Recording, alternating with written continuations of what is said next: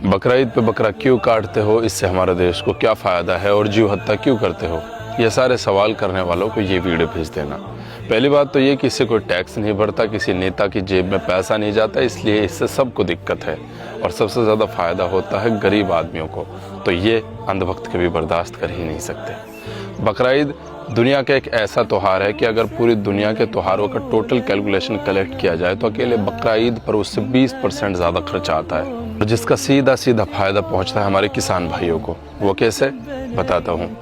चलो सबसे पहले हम हिंदुस्तान ही को लेकर के चलते हैं, जहाँ 20 करोड़ मुसलमान रहते हैं, और इसमें अगर सबसे छोटा आंकड़ा लगाएं तो ये मान लेते हैं कि 10% लोग सिर्फ कुर्बानी करते हैं, और इसमें भी अगर सबसे छोटा आंकड़ा लगाएं तो ये मान लेते हैं कि 10,000 रुपये का एक बकरा कुर्बान करते हैं। हालांकि 10,000 रुपये में कोई बकरा नहीं आता, तो इसका टोटल बजट होता है 20,000 करोड़ रुपये, जिसका फ़ायदा ना किसी गवर्नमेंट कंपनी को, ना अडानी को, ना अंबानी को, जिसका फ़ायदा पहुँचता है सीधा और सीधा हमारे किसान भाइयों को। और बात यहीं पर ख़त्म नहीं होती।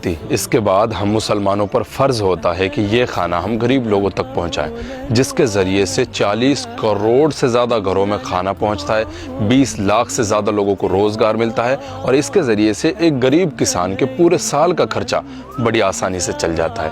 और एक और बात बताऊं, इसमें 90% फ़ायदा हमारे हिंदू भाइयों का होता है। तो ये बात भला अंधभक्त कैसे बर्दाश्त कर सकते हैं? तो आपको कुछ सोचने समझने की कोई ज़रूरत नहीं है। दबा के कुर्बानियाँ कीजिए, बकरा ईद के मज़े लीजिए और हमें भी दावतों में याद कीजिए। मिलते रहेंगे। अस्सलामु अलैकुम वरहमतुल्लाहि वबरकातुहू।